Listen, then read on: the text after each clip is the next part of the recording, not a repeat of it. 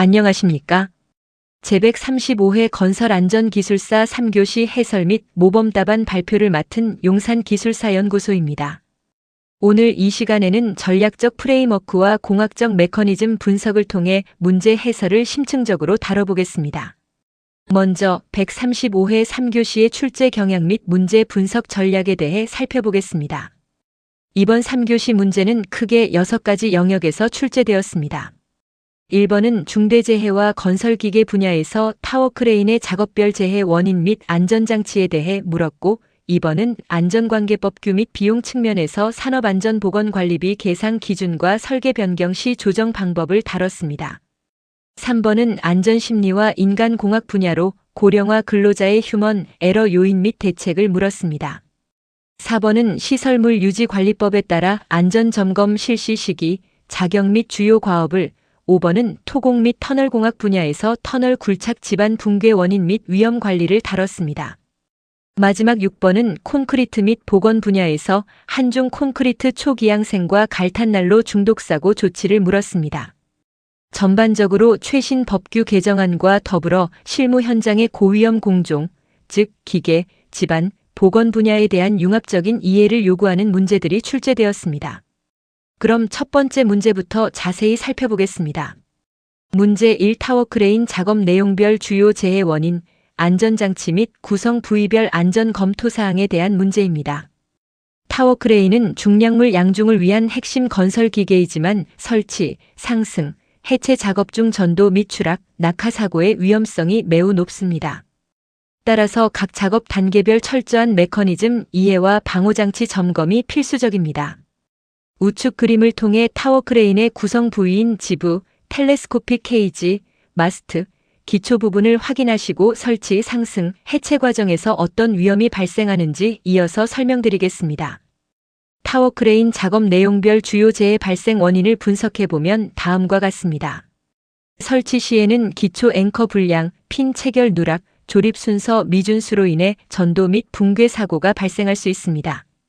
상승 시, 즉 텔레스코핑 작업 중에는 무게중심 불균형, 유압 실린더 결함, 가이드 롤러 이탈 등으로 마스트 꺾임 및 추락 사고가 발생하며 해체 시에는 작업 순서 역행, 연결 핀 임의 해체, 그리고 악천 후 시 무리한 작업으로 인해 지부 추락 등의 사고가 발생할 수 있습니다.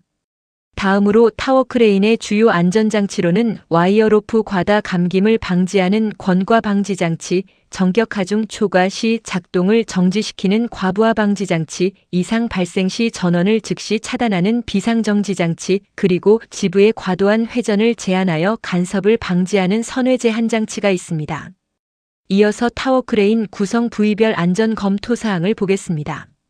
먼저 기초부에서는 진해력 확보 여부, 앵커볼트 매립 깊이 및 체결 토크를 확인해야 합니다. 마스트 및 타인, 즉 벽체 지지대에서는 수직도 유지와 설치 간격 및 강도 검토가 중요합니다. 지부 및 턴테이블은 핀 변형 및 균열 여부, 선회 베어링의 윤활 상태를 점검해야 하며 와이어 로프는 소선 단선 마모, 부식 상태를 점검하여 안전율을 준수해야 합니다. 결론적으로 타워크레인 재해의 근본 원인은 기계적 결함보다는 절차 미준수에 기인합니다. 따라서 작업 계획서의 철저한 이행, 타워크레인 전담 신호수 배치, 그리고 충돌 방지 시스템과 같은 스마트 안전장비 도입을 통한 FAIL-세이프 구축이 0점제의 달성의 핵심이라고 할 수 있습니다. 다음 문제인은 산업안전보건관리비 공사 종류 규모별 계상 기준 및 설계 변경 시 조정 방법에 대한 문제입니다. 산업안전보건관리비는 건설 현장의 재해 예방을 위해 발주자가 도급 금액에 의무적으로 계상해야 하는 필수 비용입니다. 정확한 계상과 설계 변경 시의 적법한 조정은 안전 확보의 재무적 기반이 됩니다. 산업안전보건관리비 계상 메커니즘은 대상에게 요율을 곱하고 기초액을 더하는 방식입니다. 다만 공사 규모가 50억 원 미만일 경우에는 기초액이 포함되어 계상되지만 50억 원 이상일 경우에는 기초액이 적용되지 않고 요율만 적용된다는 차이가 있습니다. 공사의 종류 및 규모별 계상 기준을 자세히 살펴보겠습니다.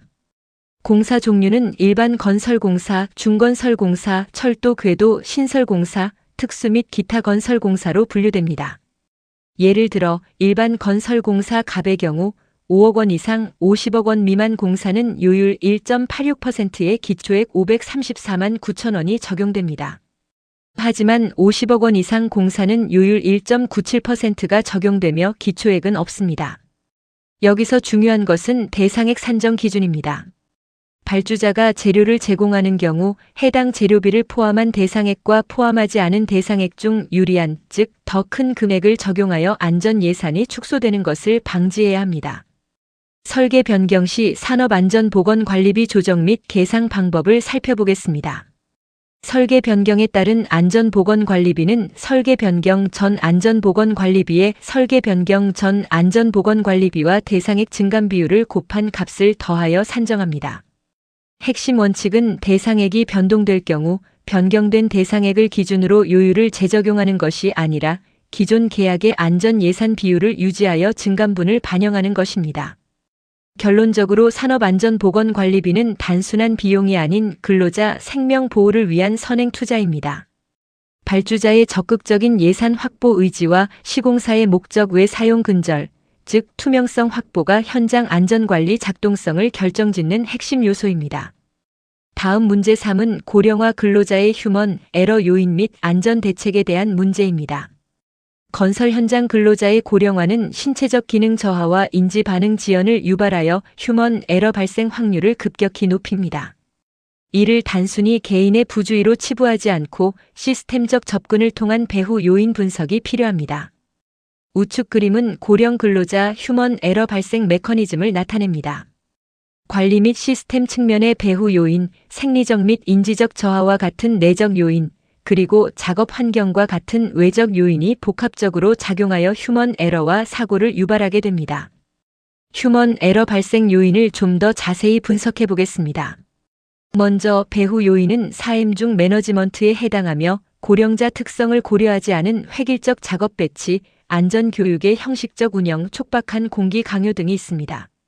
내적 요인은 맨에 해당하며 신체적으로는 근력 및 평형 감각 저하, 시력 청력 감퇴가 있으며 인지적으로는 정보 처리 속도 저하, 주의력 분산, 과거 경험에 의존한 착각과 같은 조작 오류가 있습니다. 외적 요인은 미디어 및 머신에 해당하며 복잡한 기계 인터페이스, 불명확한 작업 지시, 조도 불량 및 과도한 소음 등 열악한 작업 환경이 휴먼 에러를 유발하는 요인으로 작용합니다. 이러한 위험성에 대한 안전 대책은 다음과 같습니다. 첫째, 인간공학적 설계가 필요합니다. 작업대 높이 조절, 조도 개선, 그리고 직관적인 표지판 배치를 통해 작업 환경을 개선해야 합니다. 둘째, 맞춤형 보건 관리를 강화해야 합니다. 혈압 등 기초 건강 진단을 강화하고 고소 및 밀폐 공간과 같은 고위험 작업 배치를 제한하며 충분한 휴게 시간과 쉼터를 제공해야 합니다. 셋째, 행동 기반 안전, 즉 BBS 교육을 도입하여 주입식 교육에서 벗어나 체험형 VR 안전 교육으로 인지력을 향상시켜야 합니다. 결론적으로 고령화는 피할 수 없는 건설업의 현실입니다.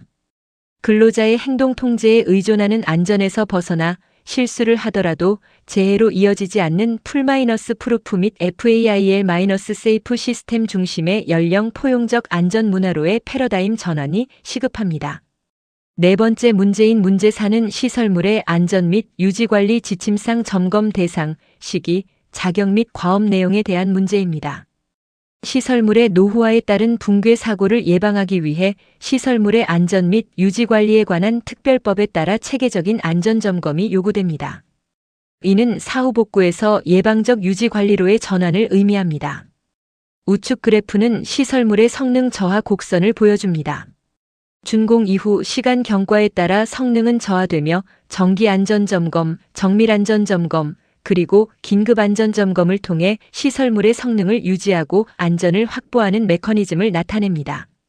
점검 대상 시설물은 제1종, 제2종 시설물, 그리고 재난 발생 위험으로 지정된 제3종 시설물로 나뉩니다.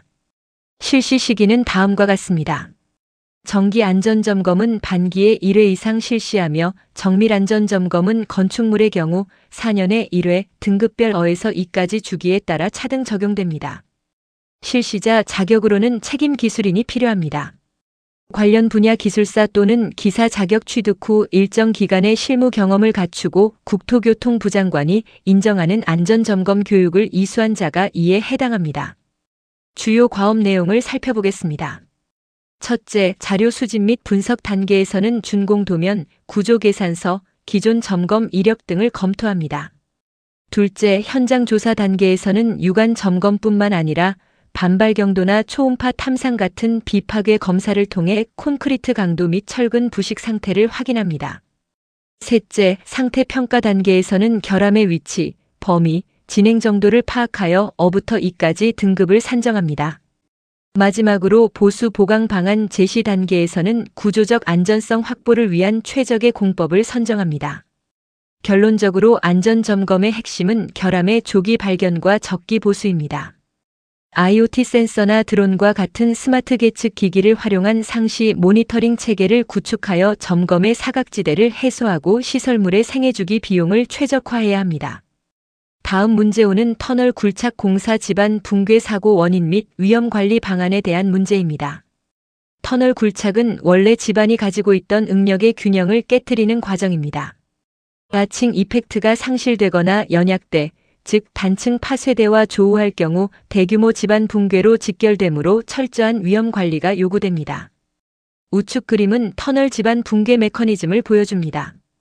주응력 방향 전환으로 천단부에 인장 응력이 발생하며 아칭 이펙트가 상실되면 록볼트와 쇼크리트의 지지력 메커니즘이 약화되어 붕괴로 이어질 수 있음을 나타냅니다.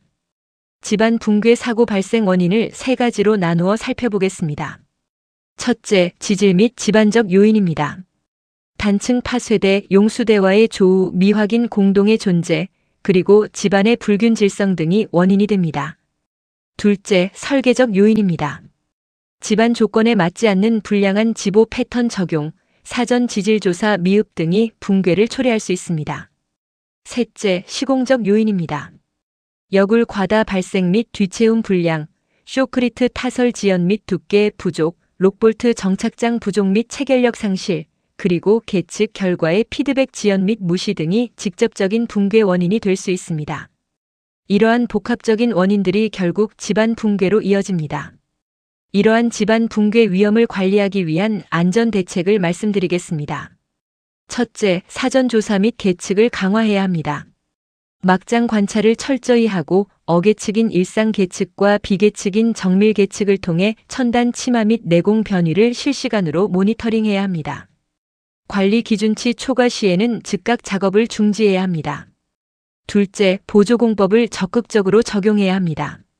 천단부 붕괴 방지를 위한 강관 다단 그라우팅, 포폴링, 그리고 막장면 쇼크리트 타설 등을 고려해야 합니다. 셋째, 지보공을 적기에 시공해야 합니다. 굴착 직후 즉각적인 쇼크리트 타설 및 록볼트 시공으로 초기 응력 이완을 방지하는 것이 중요합니다. 결론적으로 터널 붕괴는 예고 없이 발생하지 않습니다. 일일 막장 관찰과 정밀 계측 데이터의 실시간 피드백, 즉 정보와 시공만이 불확실성이 높은 지하 공간의 리스크를 통제하는 유일하고도 확실한 공학적 해답입니다. 마지막 문제 6은 한중 콘크리트 초기양생 준수사항 및 갈탄난로 사용 시 작업 관리와 사고 조치에 대한 문제입니다. 동절기 콘크리트 타설 시 동해를 방지하기 위해 초기양생은 필수적입니다. 그러나 보온을 위해 밀폐된 공간에서 갈탄난로를 사용할 경우 일산화탄소 중독으로 인한 질식 사망 사고가 빈발하므로 각별한 관리가 요구됩니다. 우측 그림에서 보듯이 한중 콘크리트 초기 동해는 물이 0도씨 이하에서 얼면서 최적이 약 9% 팽창하여 조직을 파괴하는 메커니즘을 가집니다. 또한 갈탄이 불완전 연소하면서 발생하는 일산화탄소는 적혈구 헤모글로빈에 산소보다 250배 강하게 결합하여 산소 운반을 차단하고 뇌사 및 질식을 유발하는 치명적인 메커니즘을 가집니다. 한중 콘크리트 타설 및 초기양생 시 준수사항을 말씀드리겠습니다. 먼저 온도 관리입니다. 타설 시 콘크리트 온도는 1020도씨를 유지하고 초기양생 시에는 소요 압축 강도가 발현될 때까지 구조물 어느 부분이라도 5도씨 이상을 유지해야 합니다. 다음으로 보온 및 급열입니다. 천막이나 방풍벽을 설치하고 열풍기 등을 통해 급열 양생을 실시해야 하지만 건조 수축 균열 방지를 위한 살수 및 스면에 주의해야 합니다. 갈탄난로 사용 시 작업 관리는 산업안전보건 기준에 관한 규칙을 따라야 합니다. 밀폐 공간 작업 프로그램 수립, 즉 위험성 평가 및 안전보건 교육을 실시해야 하며 작업 전에는 유해가스 및 산소 농도를 측정하고 강제 환기팬을 설치 가동해야 합니다. 또한 감시인을 배치하고 출입관리대장을 작성하여 관계자 외출입을 엄격히 금지해야 합니다. 만약 사고가 발생했을 경우의 조치사항, 즉 일산화탄소 중독 응급처치를 말씀드리겠습니다. 첫째, 상황 전파 및 대피입니다. 즉시 작업을 중단하고 동료를 대피시킨 후 119와 관리 감독자에게 신고해야 합니다. 둘째, 구조자의 안전 확보가 가장 중요합니다. 구조자는 반드시 공기호흡기 또는 송기 마스크를 착용 후 진입해야 합니다. 방독 마스크는 산소 결핍 방호가 불가하므로 절대 금지입니다. 셋째, 응급처치입니다. 재해자를 신선한 공기가 있는 곳으로 이동시키고 보온 조치를 하며 필요시 심폐소생술을 실시하고 고농도 산소 투여를 지원해야 합니다. 결론적으로 갈탄난로로 인한 질식 사고는 예방조치 미흡이 불운 인재입니다.